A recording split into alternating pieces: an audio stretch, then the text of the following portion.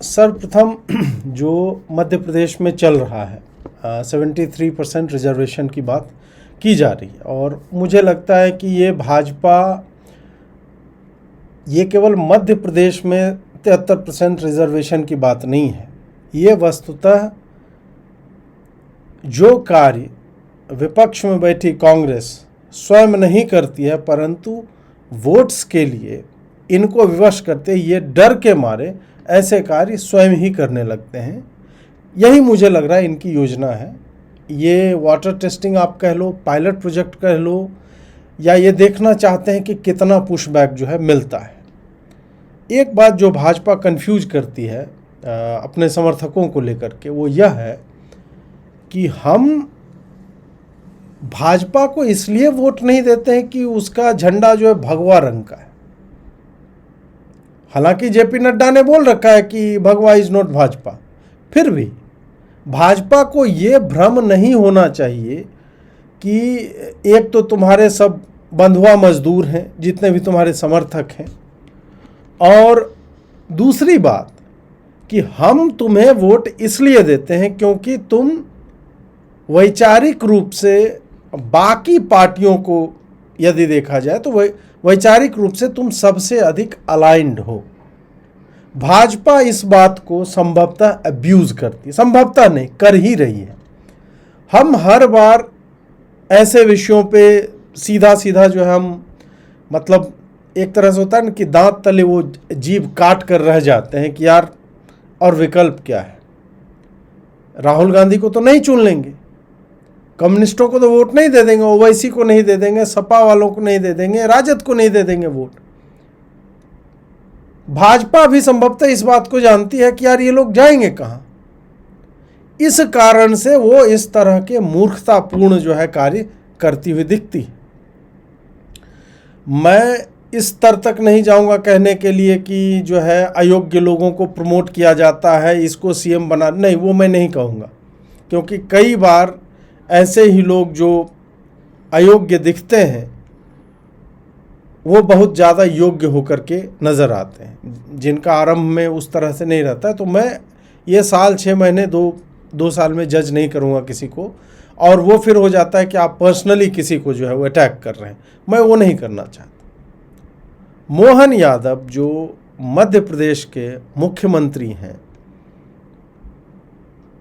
उन्होंने क्या सोच करके ये ओबीसी रिजर्वेशन, मतलब जितना रिजर्वेशन है on the top of it, उसको ये पुश करना चाह रहे हैं, ये मेरी समझ से बाहर है। कि पूरे देश में 50% रिजर्वेशन है और 10% ईडब्ल्यूएस के लिए, जो ठीक है वो जनरल के लिए आप कह लो कि 50% जो एक कैप था उसको ईडब्ल्यूएस पे, इस पे भी बहुत सारे लोग जो बकलोली करने आ जाते हैं कि ईडब्ल्यूएस पे क्यों नहीं बोलता। भाई ईडब्ल्यूएस ही रिजर्वेशन सही मायनों में, वही 10% रिजर्वेशन जो है जस्टिफाइड है। वही लॉजिक हर समुदाय पे, सब पे लगना चाहिए कि जो भी आर्थिक रूप से पिछड़ा है, इकोनॉमिकली बैकवर्ड है, उसी को आरक्षण का लाभ मिलना चाहिए। अब एक प्रश्न जो मैंने, मतलब इससे पहले कि मैं टाइम लाइन पे जाऊं, जो निटी ग्रिटीज़ हैं, जो ये 2 दिन से इनकी तरफ से, जिस पे ये आज फैक्ट चेक कर रहे हैं कि नहीं हमने एफिडेविट में कहाँ लिखा कि राम जो है हत्यारे हैं, उसने शंभुक का वध किया, उसका भी फैक्ट चेक करेंगे। जो इन्होंने फैक्ट चेक किया उसका भी फैक्ट चेक करेंगे, और किस तरह के 2 कौड़ी के कुतर्क दिए जा रहे हैं। मतलब जब मैं आपसे बात कर रहा हूँ, आज मैंने एक रील बनाया, मैं वो रील संभवतः आप लोगों ने देखा भी होगा, मैं बीच में चलाऊंगा भी, उस पे ये लोग इस तरह से अटैक करने आ, क्या कह के अटैक कर रहे हैं कि वो हिंदुत्व का रक्षक है, उसने वैदिक घड़ी दी, तो त्रिपुंड लगा करके वो कुछ भी करेगा, और हम कहेंगे नहीं हर हर महादेव। मोदी भी त्रिशूल लेके घूमते रहते हैं, हो गया को त्रिशूल लेके घूम रहा है तो वो जो भी करेगा हम एकदम से नहीं वो बहुत बढ़िया कर रहे हैं। ये कौन सा डिफेंस है भाई? ये देखे ना, ऋषि बागरी ने लिखा है, मतलब कैसे कैसे लोग क्या क्या लिखते हैं। ये देखिए, जब कोई काम करने वाला कट्टर हिंदू देशभक्त नेता बनता है तो हम ही दूसरों की झूठी बातों में आकर उस पर उंगली उठाने लगते हैं। सच यह है कि वर्ण व्यवस्था व प्रभु श्री राम पर टिप्पणी वाला हलफनामा 1983 में कांग्रेस सरकार ने दिया, न कि आज की एमपी सरकार ने। उसके बाद 3 तर्क देखिए ऋषि बागरी के। यह वही नेता है जिन्होंने वैदिक घड़ी वापस लाई। यह वही नेता है जिसके रहते मध्य प्रदेश में हिंदू बेटियां सुरक्षित हैं। यह वही नेता है जो खुलेआम कहता है हिंदू धर्म को कोई छोड़ेंगे नहीं। यादव जी महाकाल के भक्त हैं, झूठे नैरेटिव से महाकाल के भक्त हैं। तो महाकाल के भक्त होने का संवैधानिक व्यवस्था से छेड़छाड़ का कौन दे देता है उसको यार? वैदिक घड़ी लेके आए, तुम वैदिक घड़ी से टाइम देख रहे हो? वैदिक घड़ी का 73% रिजर्वेशन से क्या मतलब है? महाकाल के भक्त है तो हम क्या करें? उसका आचार डालें? महाकाल के भक्त हैं, ये कोई लॉजिक है क्या कि वो हिंदूवादी हैं, हिंदू बेटियां सुरक्षित हैं? और क्या काम है मुख्यमंत्री का? मुख्यमंत्री क्यों बनाया गया उन्हें? आप जाकर के मेरा ट्वीट निकाल लीजिए, उनके बड़ाई में भी किया है मैंने। जब वो विदेशों में जाते हैं और ग्रीन एनर्जी और ये सब पे काम करते हैं तो मैंने लिखा है, लेकिन मैंने तब ये नहीं लिखा कि नहीं वो महाकाल के भक्त हैं इसलिए वहां गए। नहीं, व्यक्ति की नीतियां यदि सही है, उचित हैं, मैं उसका समर्थन करूंगा। नीतियां यदि गलत है, अनुचित है, उसका विरोध होगा। उसमें उस व्यक्ति का अपना धर्म, उसका अपना नॉलेज कितना है, वो क्या समझता है, कोई लेना देना नहीं है उसका। फैक्ट पे बात करो। जो बात तुम बता रहे हो ना कि 83 वाला है रिपोर्ट, तो सरकार ने वो दिया क्यों, अटैच क्यों किया उस केस में? कांग्रेस के काल का तुम नकार दो ना, निरस्त करो कि हम कांग्रेस के काल में कोई भी रिपोर्ट आई है, we are not going to accept it. The moment you introduce attach that in court of law, इसका मतलब आप समर्थन कर रहे हैं उसका। एक ऋषि बागड़ी नहीं है, टहल रहे हैं, सैकड़ों की संख्या में टहल रहे हैं। और ये मैं मतलब एक आदमी का ऐसे ही उदाहरण मैंने लिया, यही दिया जा रहा है उदाहरण। महाकाल के भक्त हैं, झूठे नैरेटिव से नहीं जुड़। क्या करे महाकाल के भक्त का भाई? बंदा सोचना बंद कर देगा, टेढ़ा सोचने लगेगा तो हम कहेंगे त्रिपुंड लगाए हो इसलिए हम उसका बड़ाई करने लगे। ये कौन सी बात हुई? अब एक चीज जो मैंने थंबनेल पे लिखा है, थंबनेल पे मैंने लिखा है कि सवर्णों को फांसी क्यों नहीं दे देती है भाजपा। और जब मैं मोहन यादव की बात कर रहा हूं तो ऐसा नहीं है कि Mohan Yadav is acting on his own, नहीं। मोहन यादव को प्रधानमंत्री मोदी का संरक्षण प्राप्त है इस मामले में। इतना बड़ा विषय जिसमें इतना पब्लिक बैकलैश मिल सकता है, बिना नरेंद्र मोदी, अमित शाह या केंद्रीय भाजपा नेतृत्व के, उनके अनुमोदन के संभव ही नहीं है कि यह पब्लिक किया जाए। इसलिए जब हम इन बातों पे बात कर रहे हैं तो it is not about Mohan Yadav, it is about BJP leadership कि ये करना क्या चाह रहे हैं। भगवान राम पे इतना लंबा चौड़ा भाषण, और मैं उनके इंटेंट पे डाउट नहीं कर रहा हूं नरेंद्र मोदी के, परंतु आपकी नाक के नीचे ये क्या हो रहा है और उसको कैसे डिफेंड किया जा रहा है। भाई ट्रोलों की सेना छोड़ दी गई है, हर मिनट में 100 कमेंट आ रहे होंगे, आप जाके मेरा देखिएगा। हर मिनट में नहीं, मतलब हर आधे घंटे में 100-150 कमेंट जो है आ रहे हैं, सब चैट जीपीटी से लिखवाया हुआ। भाई चैट जीपीटी से लिखवाना, उससे बढ़िया यार ध्रुव राठी को, मोहम्मद जुबैर को, इन सबको दे देते ठेका। ढंग के आदमी, पैसा खर्चा करो ढंग के आदमी पे। तुम्हें क्या लगता है कि मेरे रील पे या शॉर्ट पे या ट्वीट के नीचे जाकर के इस तरह से बकलोली कर, मैं दिखाऊंगा, वो सारा मैं दिखाऊंगा आपको। इससे क्या साबित हो जा रहा है? चैट जीपीटी का साला डैश तक नहीं हटा पा रहे, तो तुम कैसे बकलोल लोगों को पाले हुए यार हैं? मीणा जी, कैसे लोगों को रखे हुए आप?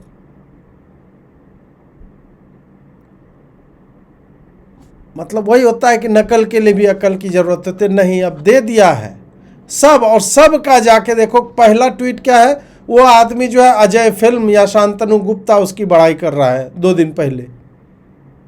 मतलब ऐसे अकाउंट्स का सोल पर्पस ही यही है कि भाई आपको 200 रुपया पर ट्वीट आए या जो भी आता हो, 200 500 जो भी है। अब 100 150 फॉलोअर वाले को तो क्या ही आएगा, 50 रुपया में आता हो, या इनके जो ठेकेदार होते हैं, जैसे शहरों में ठेकेदार होते हैं ना, कि वो रेड लाइट पे बैठा हो रहेगा, ये एक वो करनी लेकर के अपना जो भी होता है इक्विपमेंट मिस्त्री वाला, वो लेके बैठे रहेगा 50 लोग। ठेकेदार एक आएगा, हाँ भाई 10 आदमी चलो, तो वो चढ़ जाता है बस पे। इनकी यही स्थिति है और इन्हें लग रहा है कि इस तरह के लोगों को ले जा करके आप मेरे जैसे लोगों का काउंटर क्रिएट कर रहे हो। मेरा तो सीधा मतलब स्पष्ट प्रश्न है, नंबर 1, क्या मध्य प्रदेश सरकार ने 73% आरक्षण को संस्तुति दी है या नहीं दी है, ये बता दो हमें। उस 73% में जो ओबीसी का बताया जा रहा है, क्या उसमें मुसलमानों की 38 जातियां हैं या नहीं हैं, ये हमें बता दिया जाना चाहिए। हमें यह बता दो कि अभी जो संवैधानिक व्यवस्था है उसके तुम साथ हो या विरोध में हो। यदि तुम आनुपातिक आरक्षण की बात कर रहे हो तो भाई कास्ट सेंसस कहाँ है जिसके आधार पे तुमने ये किया है? फिर 85%, 90, 95% टाइप का कर दो, उसमें लजाना क्या? 73% पे यदि तुम निर्लज्ज की भांति ये आरक्षण दे रहे हो तो फिर भाई तुम गो फॉर 95%, 100% कर दो। बोल दो कि एमपी में यार सवर्ण काम नहीं कर सकते, उनको जो है निकालो वहाँ से। बोलो तुम लोग प्राइवेट जॉब करो जब तक हम करने दे रहे हैं, बियॉन्ड दैट हम नहीं करने देंगे। अब मैं बोल रहा था कि जो थंबनेल पे लिखा है कि भाई आखिर हम लोग को फांसी क्यों नहीं दे रही भाजपा, उसका एक कारण है। वो आपने हॉलीवुड फिल्मों में नहीं देखा होगा कि कभी कभी जो मतलब जो इम्पोर्टेंट आदमी रहता है उसको जीवित रखा जाता है, उसके आंख से वो पासवर्ड को खोलता है। सवर्ण इनके लिए ईवीएम का वही पासवर्ड है कि भाई वोट दोगे ना, वोट तो मतलब काउंट होगा ही, उतना वोट यार 10-15%, 20% जो भी है, जहाँ पे भी जिस भी स्टेट में, उसकी आवश्यकता तो है ही इनको। इस कारण ये बस कि हाँ जीवित रहो, तुमको थोड़ा बहुत बीच बीच में तुम्हारी जाति का 4 नेता इधर दे देंगे उधर दे देंगे, ये करके ये बैलेंसिंग एक्ट करते रहते हैं। परंतु इनका जो है मेन पर्पस यही है कि समाज को कितने फॉल्ट लाइंस क्रिएट किए जाए। योगी आदित्यनाथ उधर एक हैं तो सेफ हैं, बटेंगे तो कटेंगे, मोदी जी एक हैं तो सेफ हैं, बटेंगे तो कटेंगे टाइप का वो सारा नारा लगा रहे हैं। ये क्या कर रहे हो? जिस विषय वस्तु को छूने की कोई आवश्यकता नहीं है उसमें आप अपनी टांग क्यों अड़ाते हो बीच बीच में? क्या मोहन यादव जी को लगता है कि वो अब चूंकि मतलब उनके ऊपर एक दायित्व आ गया है, मुख्यमंत्री हैं, तो वो अपना एक वोटर बेस बनाना चाहते हैं क्या, कि हमारा भी एक वोट बैंक रहे उस टाइप का? तो उसके लिए मैं ओबीसी लोगों को कि हम तुम्हारे लिए लड़े, तुम्हारे लिए इतना प्रतिशत आरक्षण हमने दे दिया। अभी यदि मैं बात करूं एमपी में मौजूदा जो स्थिति है आरक्षण की, 20% एसटी है, 16% एससी और 14% ओबीसी है। अब एसटी का जो बाकी जगह पे आप देखोगे राष्ट्रीय संदर्भ में संभवतः 8% है, यहाँ 20% है। आप उत्तराखंड में चले जाओ तो एसटी का ज़्यादा है क्योंकि उधर ट्राइबल लोग अधिक रहते हैं। उसी तरह मध्य प्रदेश में भी ट्राइबल रीजन जो है उससे संख्या जो है उधर अधिक है। इस कारण 50% जो अलाउड है उसमें मेजर चंक जो है 20% जो है वो उनका हो जाता है। इस कारण से वैसा है। तो जो 13% ओबीसी को आरक्षण मिलना चाहिए वो 13% एसटी को चला जाता है। इस कारण से अब क्या किया जा रहा है कि भाई ये 13% जो एक्स्ट्रा है, 14% ऑलरेडी है ओबीसी, तो 13% जो बचता है वो ऊपर से करके हम 73 कर देंगे। तो भाई इसमें लॉजिक तो तेल लेने चला गया। मतलब 50% जहाँ तक अलाउड है, और ऐसा भी नहीं है कि आपके स्टेट की मेजॉरिटी जो है एसटी है या उस तरह से है कि आप ये इस तरह के ले सकते हो लीवे। ये प्योरली एक पॉलिटिकल जो है वो, और कुछ नहीं इसमें कोई सामाजिक न्याय फलाना ढिमका नहीं। ये बस केवल और केवल वोट बैंक की राजनीति है। और हम वही हैं सवर्ण, वही कि भाई डिफेंड भी कौन करेगा, सवर्ण ही करेगा। आप देख लो, हैंडल्स को देख लो, कौन है वो लोग जो इन्हें डिफेंड करते हैं, भाजपा वालों को। इससे पहले कि हम एफिडेविट पे जाएं, मैं ये पूरा केस जो है क्यों हम लोग विरोध कर रहे हैं वो आपको समझाना चाहता हूँ कि ये SC ST 36% है, OBC इंक्लूडिंग मुस्लिम्स 14% है, EWS 10 है, ओपन फॉर ऑल मतलब 40% में बाकी सब भी आ सकते हैं, ऐसा नहीं है कि वो जनरल के लिए। अब इसको 73-27 किया जा रहा है। अब क्या हुआ कि मोहन लाल यादव जो है वो OBC रिजर्वेशन जो कमलनाथ के समय में था उसको ये एनफोर्स करना चाह रहे हैं 27, और OBC में जो है 94 कास्ट इंक्लूडेड है, जिसमें 38 कास्ट जो है वो मुसलमान है। हिंदू पॉपुलेशन मध्य प्रदेश में 90% है, मुसलमान 10% हैं, लेकिन OBC में उनका परसेंटेज कास्ट का 40% हो जाता है। मतलब पहले तो मुसलमानों को देना ही नहीं चाहिए, कास्ट तो होता नहीं है, तो फिर क्यों दे रहे हो? यदि दे भी रहे हो तो आपने इतने कास्ट कैसे मुसलमानों में, इस्लाम में कास्ट का है नहीं कुछ, मतलब मुसलमान तो कहता है हमारे यहाँ जाति व्यवस्था नहीं है, तो फिर उनमें 38 जातियाँ कहाँ से आती है? और आपने 94 में 38 जातियाँ जो है वो कैसे मुसलमानों को दे दी डिस्प्रोपोर्शनेटली? ये हाई कोर्ट में गया, उसने डिसीजन को स्टे किया, गवर्नमेंट अब सुप्रीम कोर्ट गई और वहाँ पे एक महाजन कमीशन का रिपोर्ट डाला गया 83 वाला। अब इस रिपोर्ट में है कि हिंदू रिलीजन जो है एक शोषण से भरा हुआ रिलीजन है। भगवान राम जातिवादी थे, पेरियार बहुत बड़ा रिफॉर्मिस्ट था, और ब्रिटिश लोग जो है गुड थे, बहुत अच्छे लोग थे। और रिपोर्ट ने 35% रिजर्वेशन OBC के लिए रिकमेंड किया, और MP गवर्नमेंट अब कहती है कि हमने कई रिपोर्ट जो है सबमिट किया, उसमें से उन रिपोर्ट में से एक ये है और स्टेट की पॉलिसी नहीं है। ठीक है, ये पूरा मामला जो है, अब मैं महाजन रिपोर्ट का कुछ आपको एक एफिडेविट पहले दिखाता हूं कि ये है क्या। ये एफिडेविट है। अब देखिए इसके रिपोर्ट में एक जो चौथा है उसमें अब देखिए कि when the religious system was so strict, as a result of violating this system, Rishi Shambhuk was killed। ऋषि हो गया, शंभुक जो है वो ऋषि हो गए। पहली बात तो ये है कि शंभुक कोई ऋषि उषि थे नहीं, ये उत्तरकांड में बाद में जोड़ा गया है, जिसका वाल्मीकि रामायण से कोई लेना देना नहीं है। दूसरी बात, जिनकी राम भगवान में आस्था नहीं है तो फिर वो शंभुक को रियल क्यों मान लेते हैं, एकलव्य को रियल क्यों मान लेते हैं?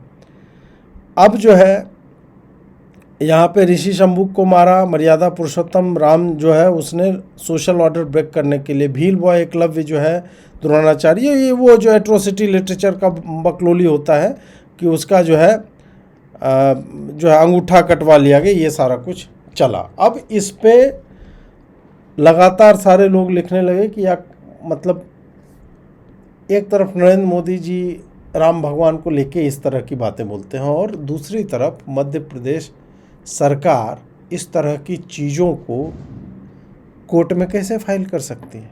प्रश्न तो उचित है।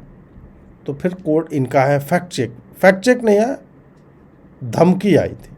ये बोले कि प्रथम दृष्टिया ये लग रहा है कि ये जो है ये मध्य प्रदेश राज्य पिछड़ा वर्ग आयोग के जो रामजी मान, ये 1983 को जो आया था रिपोर्ट उसका हिस्सा है, और फिर 1994 से 11 तक वार्षिक प्रतिवेदन 2022 का प्रतिवेदन भी इसमें सम्मिलित है। महाजन आयोग का उक्त प्रतिवेदन, मतलब ये वाला जो रिपोर्ट है, वो अभिलेख का भाग रहा है, मतलब उच्च न्यायालय में। इसलिए अब जो है उच्चतम न्यायालय में भी स्वतः ही ये न्यायिक अभिलेख का हिस्सा हो जाता है। और आगे लिखते हैं सबका साथ, स्कोडा लहसुन फलाना ढिमका। महाजन रिपोर्ट में तो 35% आरक्षण है, हमने 27% ही लागू किया। इसका मतलब है कि राज्य शासन का निर्णय महाजन रिपोर्ट पर आधारित नहीं है। भारतवर्ष में आरक्षण को लेके बहुत रिपोर्ट बनते रहे हैं और शासकीय, मतलब ये इन्होंने वस्तुतः ये कहा कि उच्च न्यायालय में ये दिया गया था, तो उच्चतम में भी चला गया, सुप्रीम में भी। अब क्या है कि जब आप सुप्रीम कोर्ट में अपील कर रहे हो, तो जब आप ये सारा कुछ लेकर के महाजन रिपोर्ट और ये सब कर रहे हो, तो भाई आप क्यों मतलब उसको या तो अपनी मतलब अनुमोदन कर रहे हो कि नहीं नहीं हाँ ठीक है, सरकार का है ना, वो मोहन यादव ने रिपोर्ट नहीं लगाई, मैं ये भी जानता हूं, परंतु जो चीज चल रही है, और मोहन यादव ने हाई कोर्ट में दोबारा गए ना, भाई मोहन यादव ही गए ना, तो फिर आपने पुराना क्यों यूज किया? आपका बेसिस क्या है 27% आरक्षण का मोहन यादव जी? आप तो बोल रहे कि नहीं हम तो 35%, वो बोल रहे हम नहीं मान रहे हैं। ठीक है, आपका बेसिस क्या है? आपका इस 27% का क्या बेसिस है, क्यों दे रहे हैं? और जब वह रिपोर्ट वो आपके निर्णय या नीति का आधार नहीं है, तो रिपोर्ट है क्यों उसमें? अब आपका तो नहीं नहीं वो है, वो बंडल बना रहता है, उसमें से निकाल करके दे दिया। तो मध्य प्रदेश सरकार ये कैटेगोरिकली क्यों नहीं कह रही है कि ये कांग्रेस सरकार के समय में जो आया था हम उसका बहिष्कार करते हैं, हम उसे नहीं मानेंगे? कहीं पे भी नहीं कहा इन लोगों ने, एक भी जगह नहीं। अपने फैक्ट चेक में भी इन्होंने नहीं कहा कि हम इसका बहिष्कार करते हैं, हम स्वीकार नहीं करते, हम इनके कहने से नहीं चलेंगे, ये नहीं कहा। ये खाली बता रहे हैं कि यार वो बंडल में इतना था कागज तो ये वाला भी चला गया। अब ये टेक्निकलिटीज हैं, इसका कोई मतलब नहीं है। आप जब अपने पक्ष में मतलब आप जो कहना चाह रहे हैं कि नहीं जो है 73% हम डिफेंड करने जा रहे हैं, तो आप उस पक्ष में जो तथ्य रखोगे उसके बंडल में यदि 1980 की एक रिपोर्ट है, तो दैट इज वेरी मच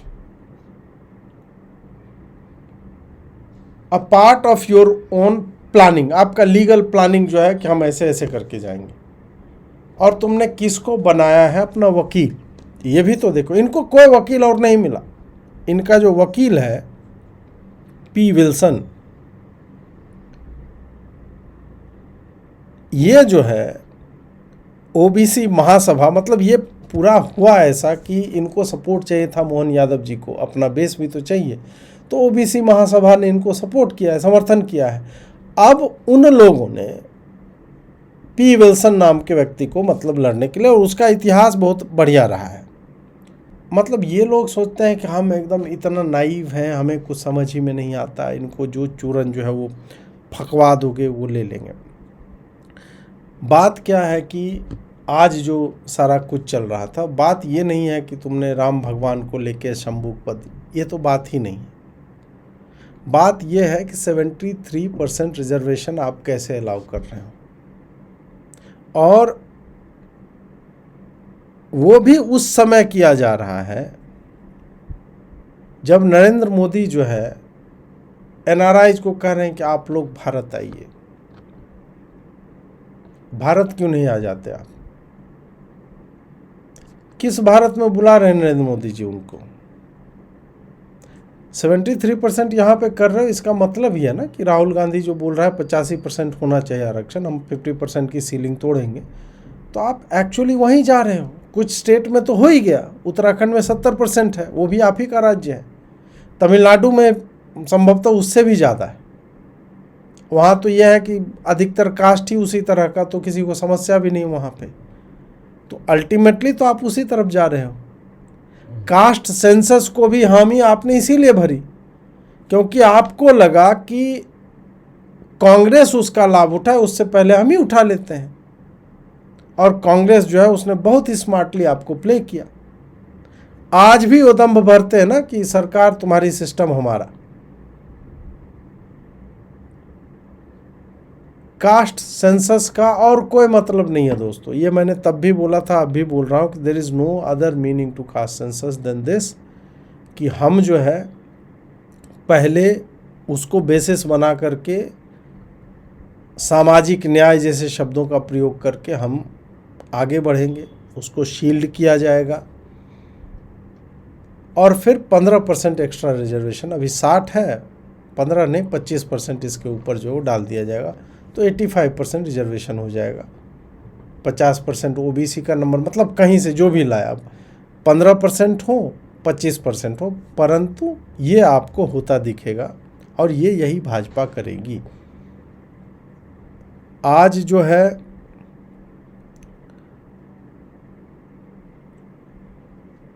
सरकारी नौकरी में पहले होगा, उसके बाद आप देखना प्राइवेट कॉलेजेस में होगा, फोर्स किया जाएगा उनको कि आप इतना रिजर्वेशन दें, और उसके बाद फिर प्राइवेट नौकरियों में ये होगा। खट्टर साहब ने ट्राई भी किया था, हालांकि वो चला नहीं, परंतु भाजपा विपक्ष के दबाव में आकर के ये सारा कार्य करेगी और यही आईटी सेल वाले इस सब चीज़ को डिफेंड करते हुए आपको दिख जाएंगे। अब जो मैं बता रहा था, ये देखिए कुछ क्यूटी को ट्वीट जो है मुझे टारगेट करने के लिए, जब मैंने ये सब के सब, ये तो मैंने बस कुछ ही दिया है, ये सब के सब लोग एक ही फोटो चिपका रहे हैं और लगभग एक ही बात लिख रहे हैं। सरकार ने स्पष्ट किया है, आयोग की रिपोर्ट और अदालत के निर्देशों को आधार बनाकर ही निर्णय लिए जाते हैं। सरकार ने अदालत में अपना पक्ष मजबूती से रखा है, संवैधानिक प्रावधानों पर आधारित है। नहीं भाई, 27% आरक्षण लागू करने, इन सब में एक चीज़ आपको दिखेगा, ये देखिए और भी लोग हैं, सब में एक चीज़ दिखेगा कि द नंबर 73 इज मिसिंग, कि टोटल रिजर्वेशन 73% है और 27% जो बचा है वो सब के लिए, मतलब it is not just for general caste ना, that is open for all. कहीं पे भी सरकार का डिफेंस करने वाले लोग एक भी जगह पे ये नहीं लिख पा रहे हैं कि भाई ये 73% रिजर्वेशन होने जा रहा है। नहीं, हर जगह इस तरह 27% लिखा जा रहा है कि यार हाँ, ओबीसी का तो है 27% रिजर्वेशन। वो ये नहीं बता रहे कि वो 27% यदि अभी जो प्रेजेंट रिजर्वेशन की स्थिति है मध्य प्रदेश में उसमें जुड़ जाएगा तो 73% चला जाए। वो नंबर कंप्लीटली ही गायब है। ये कुछ कोट ट्वीट थे और कुछ अब रिप्लाईज देखिए क्या आ रहे हैं। सब का देखो आप, जितना भी रिप्लाई है सब में एक समानता आपको दिखेगी, डैश मिलेगा चैट जीपीटी वाला, सब देख लो। और उसके बाद दूसरी समानता है कि इंग्लिश और हिंदी शब्दों का मिक्स दिखेगा आपको। आपके स्टाइल में इमोशन ज़्यादा, रीज़न कम, ट्विस्ट करके पेश कर रहे हो, ठीक है। टॉपिक्स चुनते हो जो डिवाइडिंग लाइंस पे हो। रिपोर्ट को आपने शॉकिंग कहा, वही रिपोर्ट कांग्रेस के दौर, मैंने जबकि रिपोर्ट को कहीं शॉकिंग नहीं कहा है। और यही खेल आई, किसी बात को अधूरा दिखाकर भ्रम फैलाना सबसे खतरनाक है और यही अजीत भारती खेल रहे हैं। सिमिलर, आप सेम देखते जाओ, सेम आपको हिंदी अंग्रेजी का मिक्स होगा। कुछ कुछ जो है वो हिंदी जो है रोमन में लिखा गया है। और इन सारे ही हैंडल्स और भी हैं, आप देख लो। सारे हैंडल्स का आप थोड़ा सा पीछे जाओगे, मतलब इनके उस पर क्लिक करोगे तो सबका पहला ट्वीट शांतनु गुप्ता का अजय फिल्म, उसका रिपोस्ट होगा। 80 to 90% जो बचा होगा उसका रिपोस्ट होगा संभवतः एक इंडिया टेल्स करके कोई रघु है उसका वाला, या मतलब वो लग जाएगा आपको कि ये बंदे केवल और केवल रीट्वीट ही करते हैं, इनके पास अपना कुछ नहीं कहने को। ये देखिए, ये देख लो आप, सब सेम है, लगातार एक के बाद एक। टोटल घोष, भंडारी, देशमुख, सिंह, विश्वास, गांगुली, बसक, राय, सब। ये देखिए, एक ही बंदा इतने बार मुझे केवल रिप्लाई किया, एक ही बंदे ने, ललित देशमुख, गगन सावरकर। और ये सारी चीज़ें ऑलरेडी आपको दूसरे लोगों के टाइमलाइन पे, मतलब उनके रिप्लाई में जो है मिल जाएगी। ये देखिए, अमन गांगुली हैं, ये भी लगातार केवल और केवल मुझे, फिर ये घोष है कोई, मतलब एक एक आदमी 10-10 ट्वीट जो है वो कर रहा है। और ये कर नहीं रहा है, ये करवाया जाता है, ये आप भी जानते हैं, मैं भी मतलब इतने समय से तो मैं भी सोशल मीडिया पे ही हूँ।